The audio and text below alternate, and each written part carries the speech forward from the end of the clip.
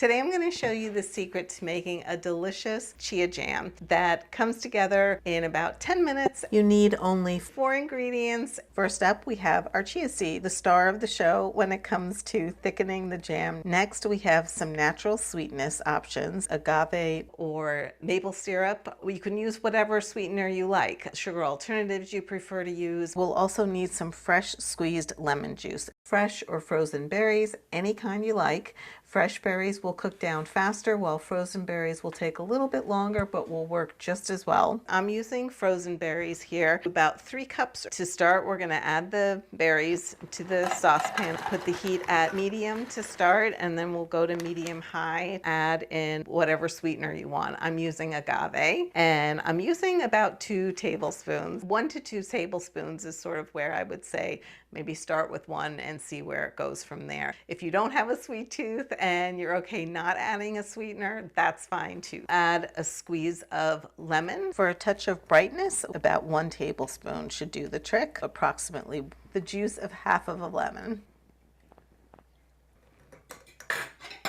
And we're just going to heat that up in the pan for a little bit and until the berries start to break down like they're doing now. At this point, you can raise the heat to medium-high.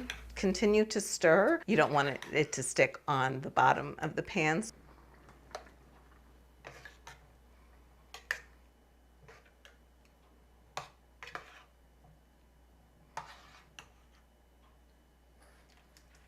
Next, we're going to take a potato masher and mash the berries down a little bit to break them down because you want to have a spreadable jam. And also more juices will release from the fruit, and again, that's going to add more flavor.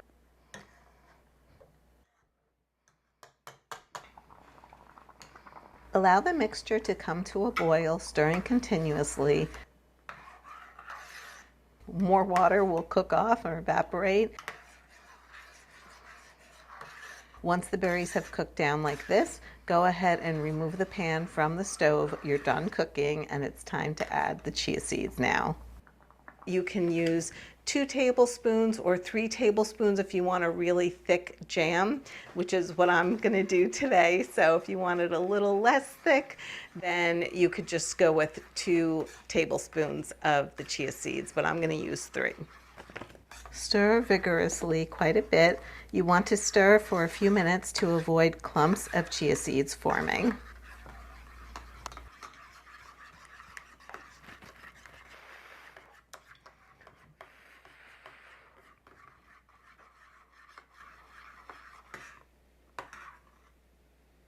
And that's looking good.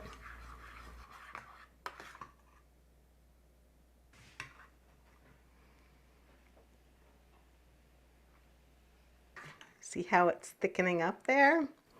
So before you put it into jars, you just want to do a taste test and make sure it's the level of sweetness that you want. Those are some pretty tart raspberries. So I'm gonna add a little bit more agave. See if I can't just sweeten that up, sweeten the deal a little bit more. So just put a teaspoon or so more in there and see how that goes.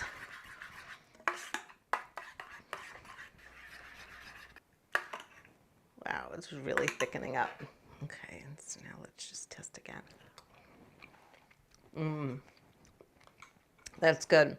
Now it's time to fill up your heat-proof mason jars or food storage container with your chia jam. The ones I have here are 8-ounce mason jars. I'll leave them linked below. This recipe makes about 1 3/4 cups, so nearly 2 of these jars.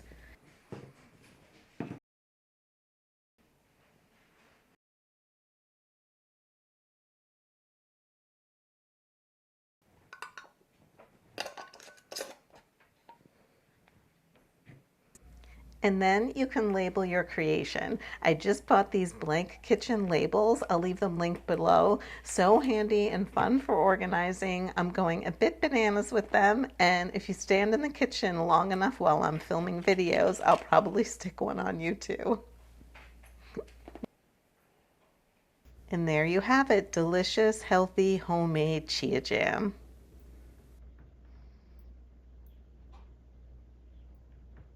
You can put it on toast. I just love having it on just a little classic PB&J.